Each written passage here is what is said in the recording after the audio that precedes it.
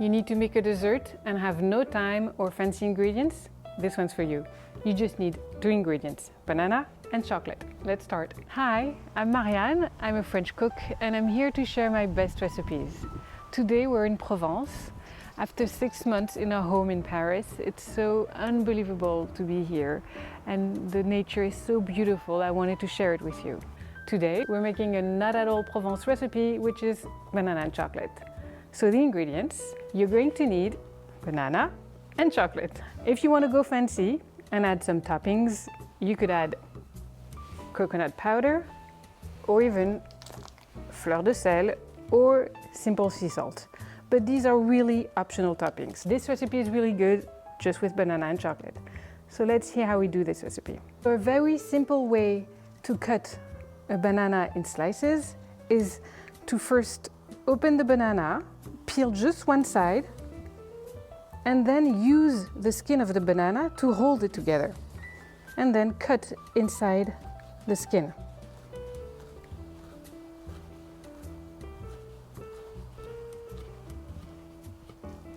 This way it will hold together neatly and make it very easy then to continue with the recipe. Now you put half a banana per bowl.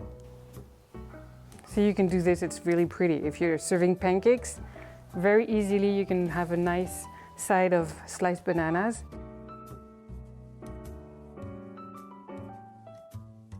Now we're adding the chocolate. I'm adding approximately 20 grams of chocolate per bowl. You could use just chopped chocolate. It's just that the melting will take a little bit longer. And then, that's the funny part and really unusual part for a dessert. We're going to add boiling water. I know, at this step you're thinking, is she nuts? Who pours boiling water over chocolate and bananas? It's a great trick to have a sauce in 10 to 20 seconds. You can throw away the excess water because the chocolate has melted. Whatever liquid stays inside will blend with the chocolate to make a delicious sauce. If you want to get fancy and add a few toppings, I recommend salt, because salt and chocolate go so well together. This is fleur de sel. We find it easily in France. That is nice because you bite actually into it. It doesn't melt as easily as regular fine sea salt, but it's not overly salty. And you can add coconut powder, which goes also very well with chocolate and banana.